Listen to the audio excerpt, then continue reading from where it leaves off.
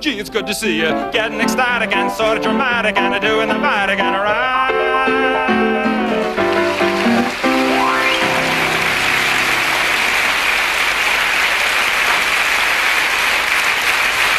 RTL Soir. Jusqu'à 20h, le face-à-face. Jean-Luc Mélenchon, Éric Zemmour. Avec Bernard Poirette. Ils sont parfaitement face à face dans le studio de la rue Bayard. Donc à ma droite, Éric Zemmour, auteur du Suicide français paru chez Albin Michel. Bonsoir Éric Zemmour. Bonsoir. À ma gauche, Jean-Luc Mélenchon, L'air du peuple, paru chez Fayard. Je montre les deux livres. Il y en a un petit mince et il y en a un gros épais. Alors écoutez, on va parler de diverses choses dont vous avez souhaité débattre et qui sont pour beaucoup dans vos deux livres, bien entendu. Donc ça fait débat. Mais je voudrais quand même vous poser une question d'actualité qui m'est venue en écoutant sur cette antenne Éric Zemmour hier à propos de l'affaire de la crèche qui était installée au Conseil général de Vendée. Donc on a demandé au Conseil général de la retirer, qui fait appel, donc pour le moment elle va être réinstallée sans doute. Moi j'aimerais bien que vous précisiez la chose. Demander de retirer la crèche du Conseil général de Vendée, pour vous c'est clair, ça ouvre la voie à une invasion de l'islam d'une certaine façon. Non, pas du tout. C'est pas ça que j'ai mal pas du compris. Tout. Vous avez mal compris. Ah oui, oui. C'est simple en fait. D'ailleurs, si on va parler d'immigration, j'ai apporté un sondage dont vous avez parlé sur l'antenne d'RTL et qui est très intéressant, que je soumettrai à Jean-Luc Mélenchon. Non, c'est pas du tout ce que je dis. Ce que je dis, c'est que les gens de la pensée libre, des gens d'un laïcisme militant, on dira, oui, qui ont fait enlever cette crèche, ne se rendent pas compte que, en fait, ils servent les intérêts d'un multiculturalisme effréné. C'est-à-dire qu'à partir du moment où on ne reconnaît pas qu'il y a une culture chrétienne qui a fabriqué la France depuis 1500 ans. Non. Mais si. Historiquement les racines parlant, chrétiennes de la France, les racines chrétiennes de la France, c'est une évidence, Jean-Luc Mélenchon. Non, c'est pas une évidence. Non. Bon, écoutez, vous allez répondre. Donc allez à partir de ce moment-là où on abat les racines chrétiennes de la France, c'est pour imposer une espèce d'égalité factice, non pas juridique évidemment, puisque ça c'est évident, cette égalité, mais une égalité culturelle, une égalité émotionnelle qui fait qu'on veut imposer un multiculturalisme généralisé. Et donc, avec l'islam comme culture française, au même niveau, si j'ose dire, que la culture chrétienne. Encore une fois, je parle bien de culture et non pas de religion. Voilà. Bon, Jean-Luc Mélenchon, plus laïcard que vous, il n'y a pas. Donc le fait de mettre une crèche dans un conseil général, non, mais déjà, ça vous dérange, je conteste le thème de laïcard, monsieur. Je n'ai pas dit laïcard. Il y a la République laïque, une indivisible, je suis laïque. Plus laïque que vous. Bon, je ne vous dis pas journalard. Non, pas du tout. Pour décrire cette manie de tout ridiculiser. Non, c'est pas. J'appartiens à une tradition française majoritaire favorable à la laïcité de l'État, c'est-à-dire à la séparation des églises, toutes les églises et les institutions civiles de la République. En l'occurrence, ici, il s'agit d'une mairie, et j'estime en effet en conseil général ou une mairie, c'eût été de même.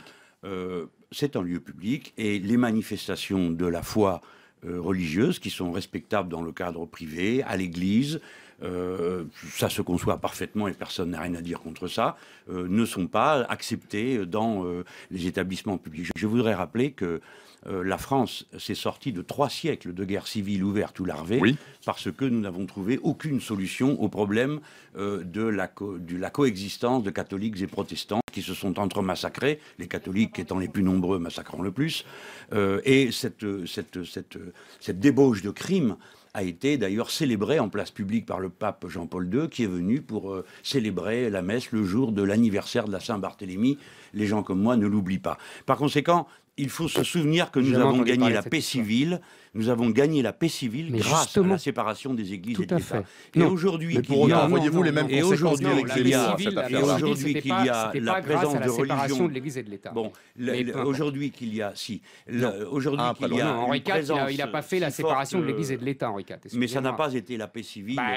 Provisoirement, en tout cas. Je termine juste. Allez-y, terminez, Jean-Luc Mélenchon. Ce que vous voulez, quand vous voulez, Éric Zemmour, mais venons juste sur le moment.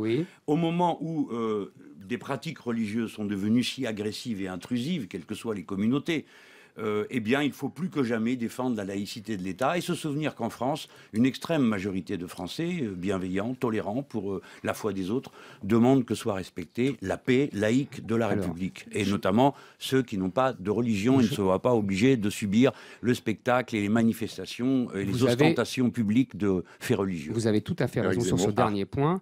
2 choses simplement. Les crèches sont bien au-delà que du dogme religieux, c'est plutôt des traditions populaires qui ont plus de 1000 ans. Et deuxièmement, je n'ai pas entendu Jean-Luc Mélenchon quand la mairie de Paris célèbre dans l'hôtel de ville la fin du Ramadan. Là, j'aimerais bien que... mais c'est une erreur, mais je vous dis les choses très franchement. Voilà. La religion de son côté, l'État et l'État civil du sien. Je n'étais pas. Vous pouvez pas réagir.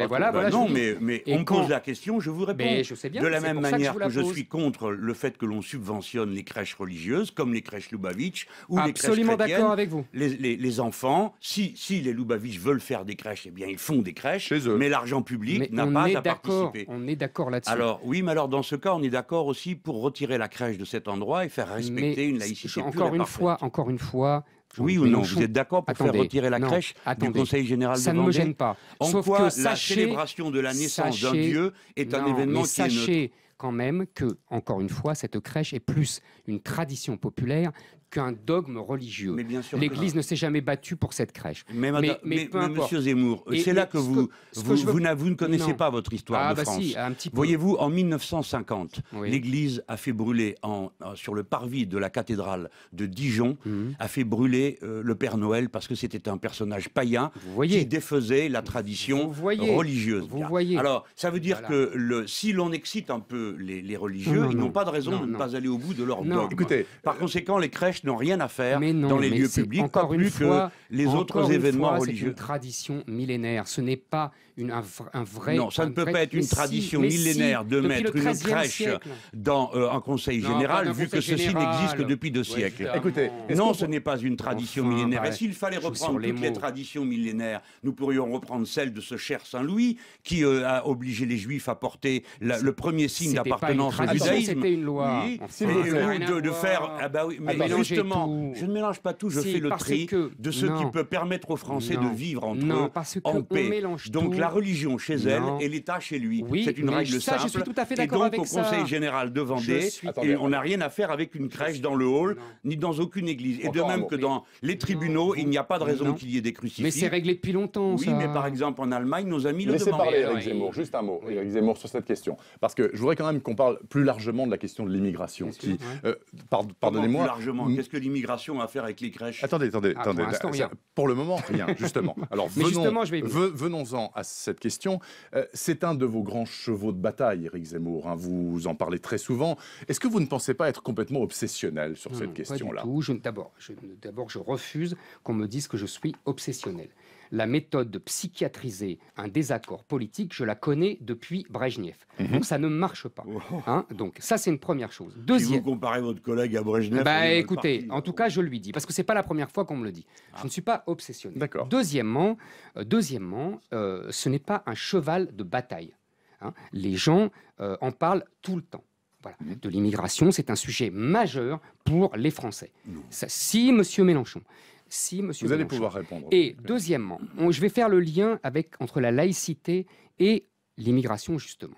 Il y a eu, donc je parlais d'un sondage qui était paru sur RTL d'ailleurs, un sondage de l'Institut Sociovision, et qui demande, apparemment ça va dans le sens de M. Mélenchon, une très grande discrétion religieuse, une application très stricte des lois de la laïcité, partout, non seulement au Conseil général, mais même dans les entreprises, partout dans tous les espaces publics. Donc vous voyez, les gens sont plutôt d'accord avec vous. Ça, c'est ce que veulent les Français. Exactement, à 80%. Et en fait, ce dont on s'aperçoit, ce qui est très intéressant, parce que l'étude est assez fouillée, c'est qu'il y a une différence entre la majorité de la population, c'est à 80% qui demandent donc ça, et ils sont allés demander selon la croyance religieuse. Et on s'aperçoit que les chrétiens pensent exactement comme les 80% des Français. Voilà. Donc, voyez. C'est une vieille tradition chez les chrétiens de France. Oui, la laïcité est une invention du christianisme. Pour dire non, c'est pas. Rendez César ce qui appartient à César. Juste pour vous dire un mot. Mais je vous avez raison, on le sait bien. Mais non. Vous supportez d'entendre qu'au moment du débat sur la laïcité, Lamennais, qui représentait un courant chrétien, disait lui qu'il était d'accord pour la séparation des églises et de l'État parce qu'il voulait pas que le christianisme soit la religion officielle de la France. Voyez, on est d'accord. Et il pense que la foi devait éclairer de l'intérieur et non pas depuis la loi. On est d'accord. Ça m'étonnerait parce que là-dessus on est d'accord. Vous êtes d'accord tant qu'il s'agit des chrétiens. Il continue, mais vous allez voir les chiffres. Moi, je les ai sous les yeux, je les ai apportés. On demande aux musulmans français ce qu'ils en pensent. Et ils répondent, près de la moitié souhaite une société où chacun puisse s'exprimer publiquement son appartenance religieuse. 56% trouvent normal qu'on suive d'abord les règles de sa religion avant celles de la société. Et 60% des musulmans trouvent acceptable le port de signes religieux et la prière sur le lieu de travail. En fait... Ça, c'est pas compatible avec la République. Ah non, c'est pas compatible avec la République. Non, ça n'a pas rien à voir. Attendez, on va regarder le détail de ce que Mais vous dites. vous inquiétez pas, je l'ai lu. C'est très intéressant. En fait, c'est très intéressant parce que, en fait, quand les Français demandent plus de laïcité, ils se trompent sur les mots. Parce que la laïcité, M. Mélenchon l'a très bien dit tout à l'heure, c'est uniquement la neutralité de l'État dans les espaces publics par rapport à la religion. C'est pas le comportement des gens, c'est pas la prière dans les lieux publics. En revanche, ce que les Français veulent, sans le savoir, ils veulent l'assimilation. C'est-à-dire qu'ils ne comprennent pas... Sans le savoir ? Oui, sans le dire, sans employer le mot. Parce que ce qu'ils disent là, ça veut dire que les gens doivent s'assimiler, se comporter comme les Français de souche et les immigrés plus lointains. C'est ça le grand problème entre l'islam... Attendez, monsieur Mélenchon, c'est ça le grand problème mais je vais vous laisser entre du temps. l'islam et la société française. C'est que, et on va y revenir, d'une part, nos élites depuis 40 ans ont abandonné l'assimilation, et que l'Europe nous pousse à l'abandonner, et que deuxièmement, nous avons de plus en plus de musulmans qui refusent eux aussi cette assimilation et qui veulent pratiquer leur religion comme l'islam a toujours été pratiqué, c'est-à-dire qu'il n'a jamais connu les règles de la laïcité. Bon, alors ça c'est le point de vue d'Éric Zemmour sur cette question-là. Il a eu le temps de développer. Vous allez développer juste après la pause de publicité, monsieur Mélenchon. Vous aurez du temps pour ça. Jean-Luc Mélenchon qui publie L'Air du peuple chez Fayard. On verra tout à l'heure, bien sûr, pourquoi il a titré son livre ainsi. Et Éric Zemmour, Le suicide français chez Albin Michel. Jean-Luc Mélenchon, c'est à vous, donc à propos de cette étude à laquelle Éric Zemmour faisait allusion. Si on a bien compris, est-ce que vous avez compris comme moi, il semblerait que les populations immigrées, notamment musulmanes, dans notre pays, ne veulent pas s'assimiler. Bon, déjà, alors... Commençons par prendre les choses dans l'ordre dans lequel elles se sont présentées dans notre discussion. Vous abordiez le thème de l'immigration et Éric Zemmour a répondu sur la question des musulmans. Parce qu'on a parlé de laïcité. Alors, non, mais c'est l'équation habituelle. Immigré égale musulman, musulman égale intégriste et gens qui ne veulent pas s'assimiler. Ce n'est pas vrai. Il a cité une étude. Bon, alors c'est par sondage.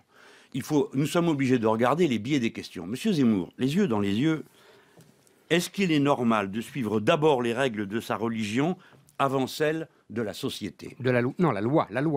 Ah non, c'est pas ce qui est écrit. La loi de la société. Normal qu'on suive d'abord les règles de sa religion avant celles de la société. Il n'est pas question des lois. Non, mais vous venez de répondre les lois. Non. Ici, il y a les règles. La réponse est qu'il est juste. Monsieur, vous ne pouvez pas forcer les consciences. Il est juste de respecter les règles de sa religion. Par exemple, sûr qu'il est juste. La loi reconnaît le droit à l'avortement. Eh bien, personne n'est obligé d'avorter. C'est une liberté. De la même manière, la loi ne prévoit pas que vous soyez obligé de partager avec quelqu'un d'autre qui n'a rien. Et vous suivez d'abord la loi du cœur. Par conséquent, il est normal que des gens qui sont croyants se réfèrent d'abord à la morale de leur croyance. Et vous pensez que l'assimilation va se faire avec le temps, naturellement ? À partir de là, lorsque certaines pratiques liées à la foi contreviennent à la loi, il y a un délit, et à ce moment-là, on condamne le délinquant. Par exemple, certains peuvent penser que l'excision, qui est une pratique tribale qui n'a rien à voir avec l'islam, doit être appliquée. Ceux qui s'y risqueraient tomberaient sous le coup de la loi et seraient châtiés. Car dans ce domaine, c'est la loi qui a la prééminence sur le reste. Par conséquent, on ne peut pas reprocher à des gens de vouloir agir selon ce que leur morale ou leur foi, personnellement j'agis suivant la morale stoïcienne, d'autres ça peut être la foi religieuse, catholique, juive ou autre. Bon, ça c'est la première chose. La deuxième, c'est que je ne suis pas d'accord pour qu'on ne cesse de faire un lien entre immigrés et musulmans. Pour quelle raison ? La première est parce que l'immigration n'est pas composée majoritairement de gens qui viennent du Maghreb. L'immigration majoritaire en France, monsieur Éric Zemmour, est composée d'Européens. Voyons. D'Européens. La communauté la plus nombreuse... Non, je ne date pas, ce sont les derniers chiffres. Parlant, la communauté la plus nombreuse en France étrangère, ce sont les Portugais, loin devant les Algériens. Et quand bien même... ils sont naturalisés. Quand bien même parlerait-on de Maghrébins, que tous ne sont pas musulmans, et que quand bien même seraient-ils tous musulmans, que je ne vois pas où est le problème. La France est plus forte que tout. Sa loi républicaine mettant les individus à égalité permet C'est une machine à fabriquer du citoyen, la France. Nous ne sommes pas en Allemagne. Ici, c'est pas dem Volk, le peuple. C'est pas quelque chose qui a à voir avec une référence millénaire, comme vous voulez transformer la France. La France est tout entière dans l'acte fondateur qu'est la grande révolution de 1789, liberté, égalité, fraternité. Et voilà comment on fabrique sans cesse des Français. Éric Zemmour, vous ne pouvez pas parler tout le temps. C'était-vous avant. Alors arrêtez de dire monsieur tous les 2 secondes. Donc vous vous taisez, je parle, vous parlez, je me tais. Et comme c'est mon tour, je parle.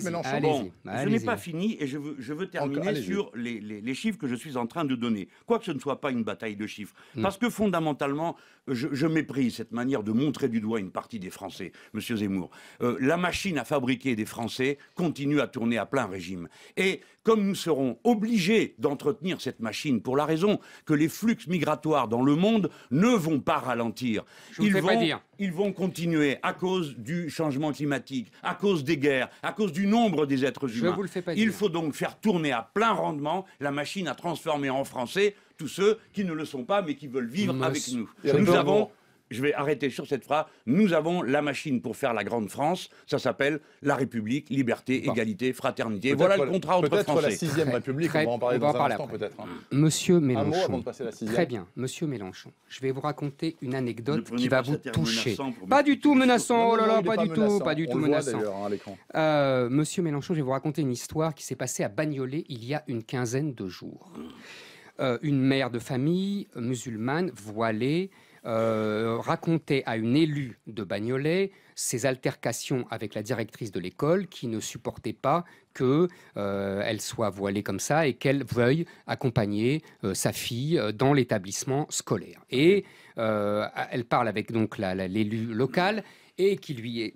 Et donc la mère de famille disait « mais je suis française, c'est scandaleux de ne pas me faire ça, etc. » Et l'élu local dit « ça ne se voit pas que vous êtes française ». Et l'autre s'énerve évidemment, et elle dit « parce que vous êtes voilée ». Cette dame s'appelle Karine Lombardo, elle est élue municipale Front de Gauche. Elle est maire adjointe à l'éducation. Je ne sais pas ce que vous racontez. Non, mais pourquoi je vous raconte cette histoire? Oui, bien sûr. Pour tout salir, tout rendre laid. Vous m'avez dit qu'on n'a pas le droit d'interrompre, alors respectez votre propre Vous n'avez pas règle. le droit de m'interrompre. Ah oui, effectivement. Pourquoi je vous raconte ça? Parce que, voyez, cette réaction de quelqu'un de chez vous, c'est la réaction de la France depuis 150 ans. C'est-à-dire que l'assimilation, ça veut dire devenir le même. Ça veut dire ne pas rester l'autre.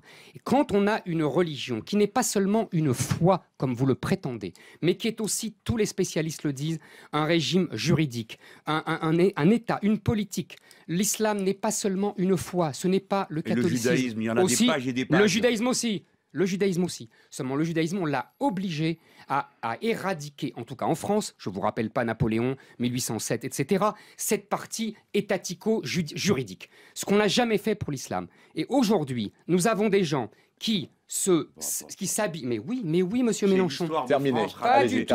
Jamais on n'a fait les Juifs. Qu'est-ce que vous racontez? Mais si, bien sûr que si, on a, 1800. Mais enfin, c'est la République qui a libéré les Juifs. Qu'est-ce que vous racontez? Elle a émancipé les Juifs, mais rien aux Juifs en tant que nation, tout en tant qu'individu. C'est Clermont-Tonnerre qui Exactement. dit ça. Et il avait 1000 fois raison. Il avait 10 000 fois raison. Bon, alors bon, sauf qu'on non, on ne dire que les communautés ont des droits en France, à part au dîner du CRIF. Il n'y a aucune communauté qui se veut s'arroger des droits. On ne continue pas. Je ferme le raisonnement, c'est très simple. C'est qu'on a de plus en plus de Français qui ont l'impression de ne plus être en France dans des quartiers qu'on vit à la musulmane, qu'on vit à l'arabo-musulmane, et que la règle à Rome fait comme les Romains n'est plus respectée, que vous le voulez ou non. La France, vous dites la République, mais la République, ce n'est pas seulement le respect des lois, c'est aussi le respect d'un esprit. C'est aussi, il n'y a pas de peuple sans sociabilité et il n'y a pas de sociabilité sans ressemblance. Ok, Jean-Luc Mélenchon, non, vous avez la parole dans 2 minutes, on a la même problématique. Si vous voulez un peu de temps, il faut qu'on s'arrête maintenant et vous lui répondez juste après. Jean-Luc Mélenchon, l'air du peuple, Fayard, monsieur Mélenchon, c'est à vous.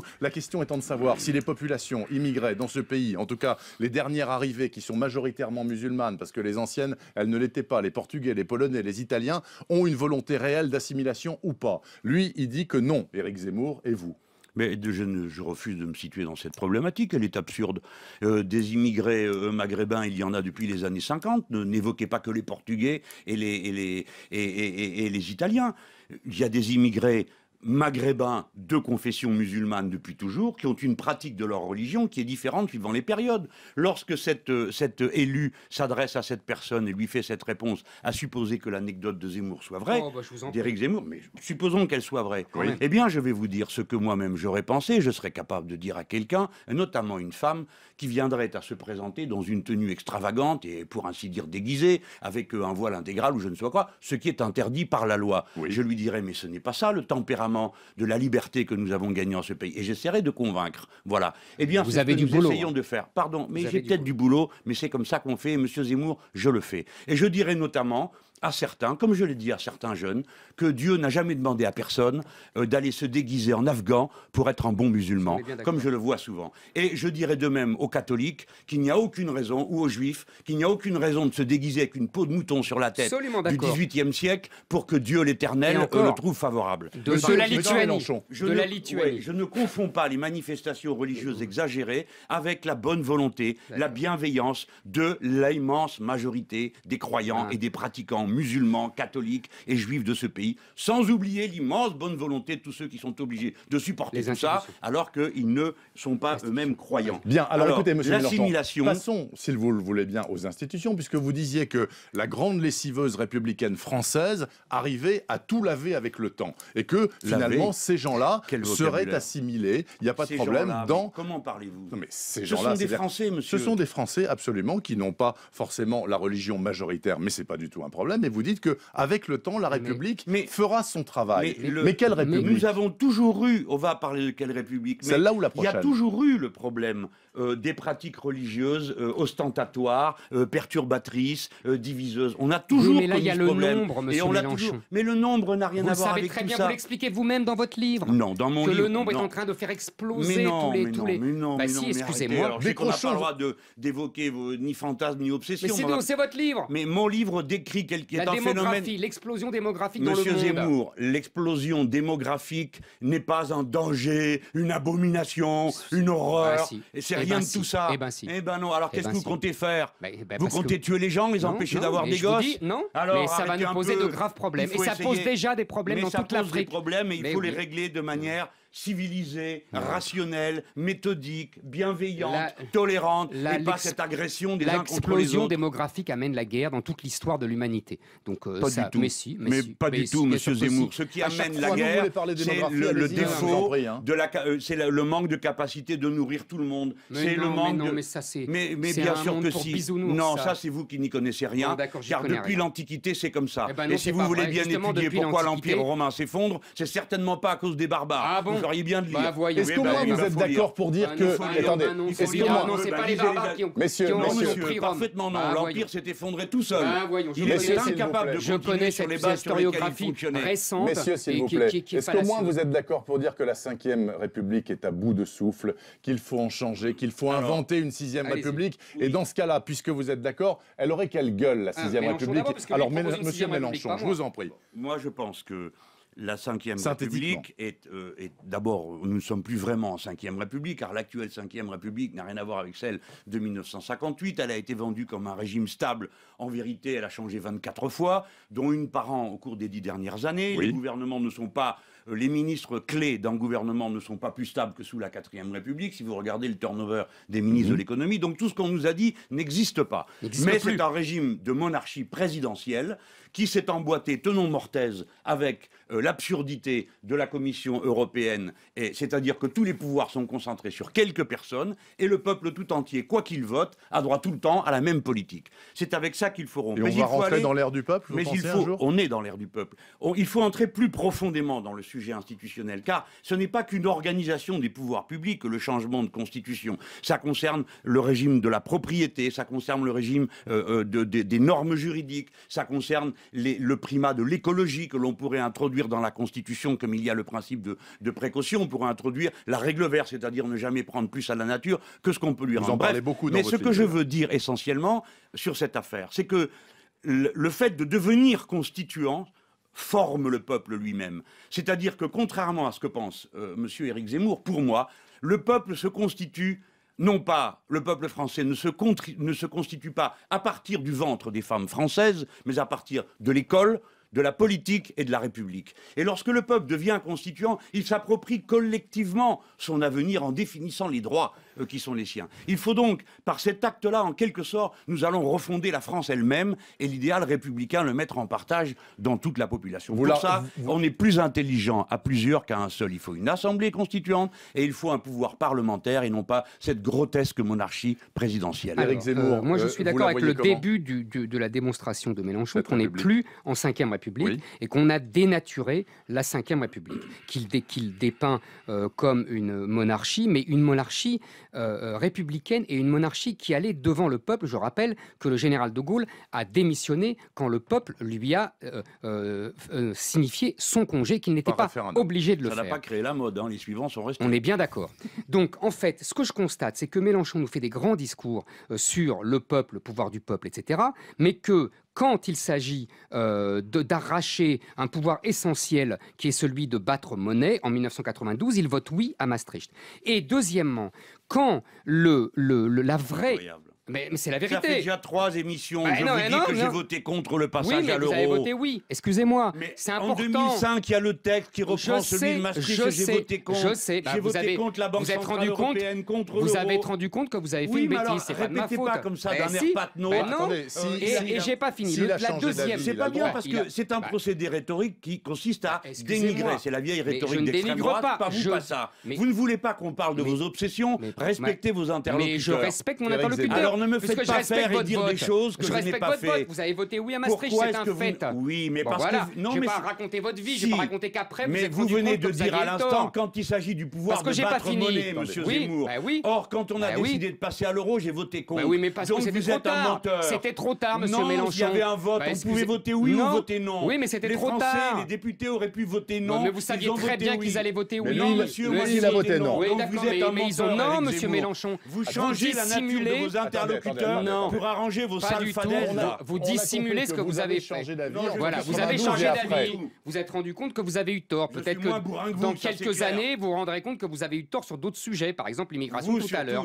Alors maintenant, il y a une deuxième chose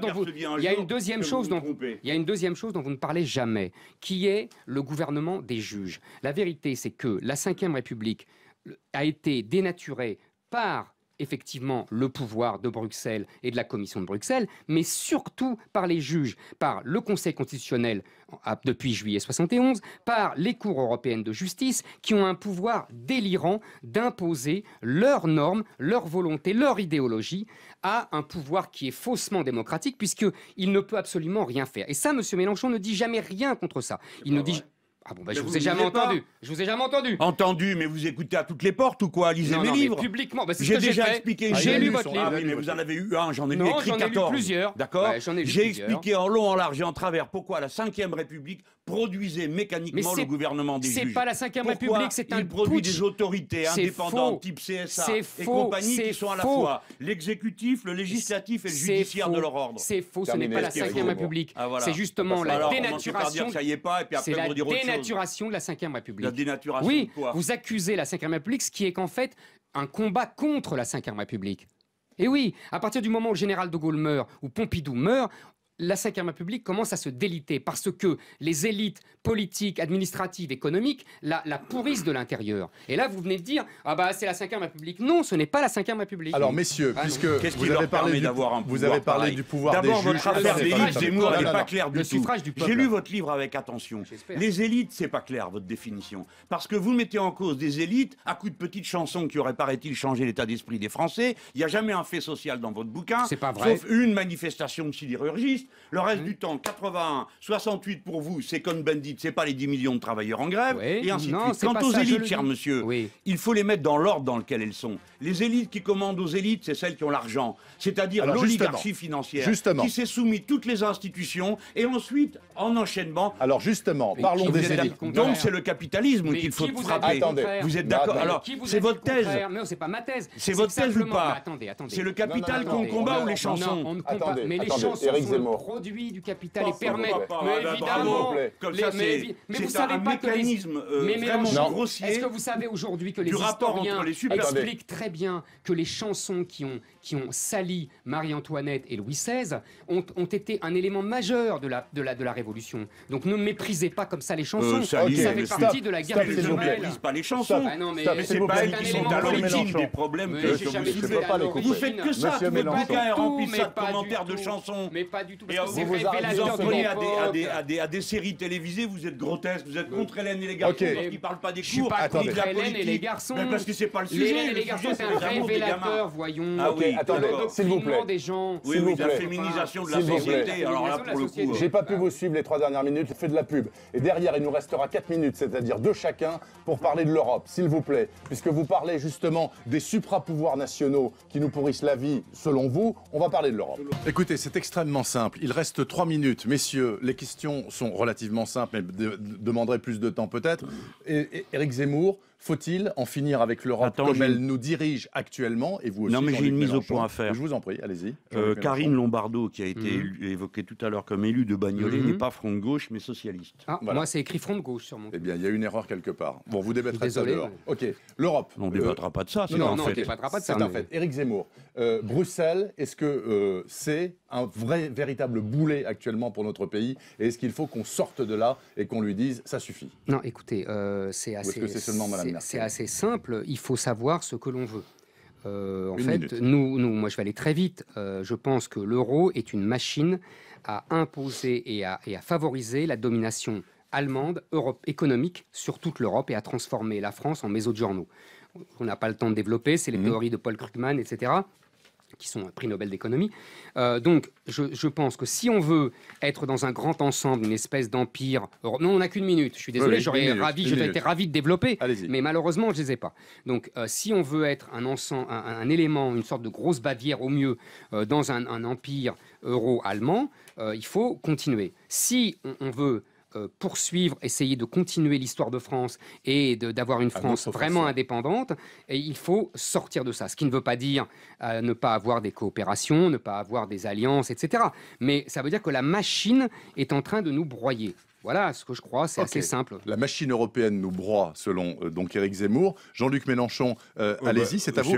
D'abord, attendez, est-ce que vous regrettez d'avoir dit à Mme Merkel, fermez-la, Mme Merkel? Non, bien sûr que non. Mais on a une minute. Moi, dans la minute, il y a vos machins en plus. Non, mais vous alors on parle du sujet, si vous voulez. Ok, alors allez-y. La dernière minute, je regretterais. Elle est à vous. Vous autres, les journalistes, vous aimez ça, qu'on vienne regretter. Mais j'en sais rien, ça a pu vous échapper. Oh, bien sûr. Et pourquoi pas? Oui, un tweet va m'échapper. Voyons.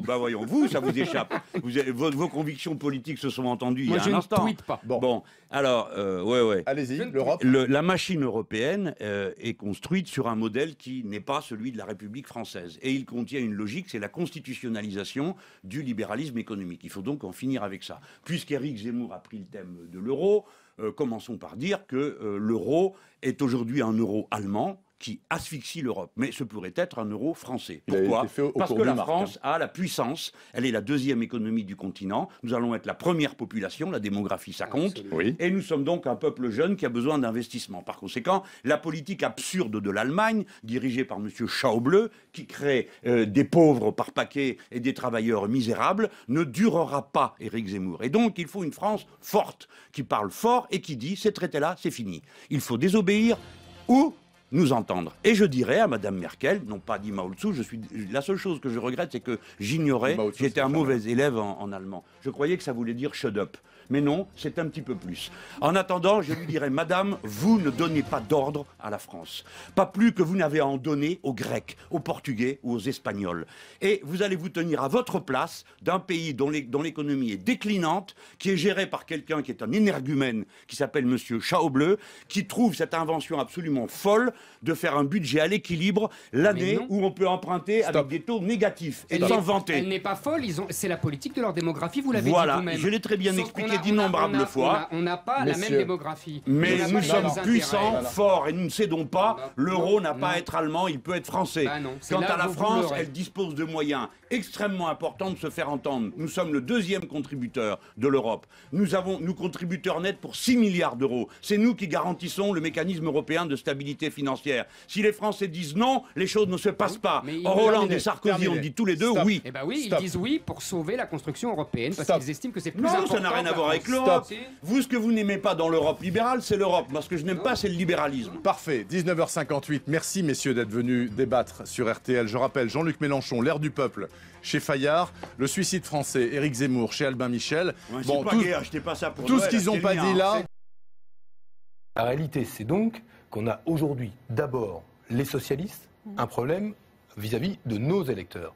Et nos électeurs qui se dispersent désormais entre l'abstention, le vote, le cas échéant Front National, le vote pour d'autres partis de gauche. Mais le problème central, pour moi, comme socialiste, c'est d'abord cela. Et vis-à-vis du Front National, c'est très intéressant. Moi, j'ai été très frappé d'un sondage récent. Je m'appuie rarement sur les sondages pour faire de la politique, mais son sondage disait une chose remarquable. Il interrogeait les Français à savoir quel était, selon eux, le pourcentage de Français musulmans dans la population française. Et la réponse de ces Français à l'Institut Ipsos, c'était 30% de musulmans en France. Quelle est la réalité? C'est 8%.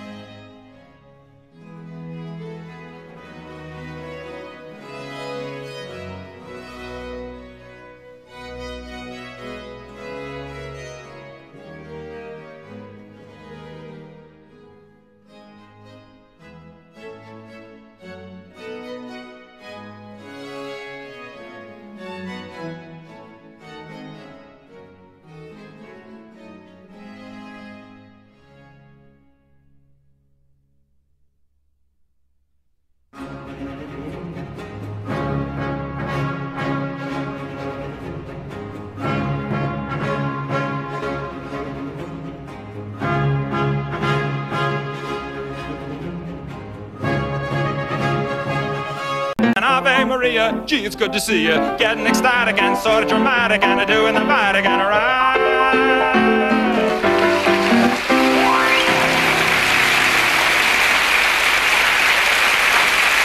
Ce qui compte, c'est pas le vrai. Pour ça que je vous ai cité Guy Debord. Ce qui compte, c'est pas le vrai. C'est un spectacle qui finalement donne du crédit à quelqu'un qui ne le mérite pas par ses actes ou par sa vertu, mais simplement par la performance qu'il accomplit. Si vous voulez, pendant très longtemps, on peut dire que ce que le psychanalyse a pu apporter, n'est-ce pas, c'est quand même cette idée que ce qui était important, ça n'était pas ce que faisait quelqu'un, mais ce qu'il était dans ce qu'il faisait.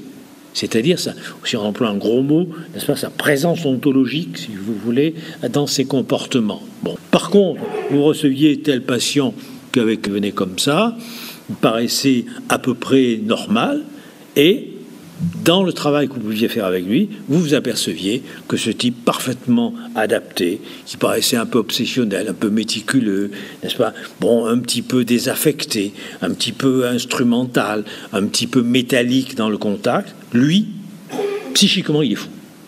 C'est-à-dire que, n'est-ce pas, il est psychotique. Hein. C'est ce qu'on appelle une psychose blanche, je parlais très vite. Bon.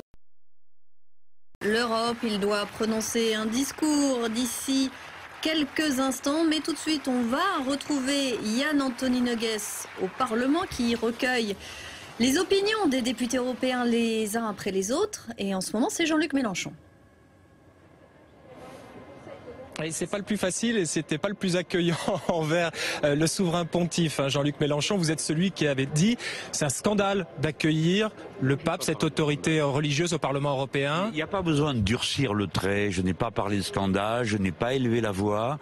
Je me contente de dire que nous autres Français, et nombreux pensent comme moi, sommes partisans d'une stricte séparation du religieux et du politique.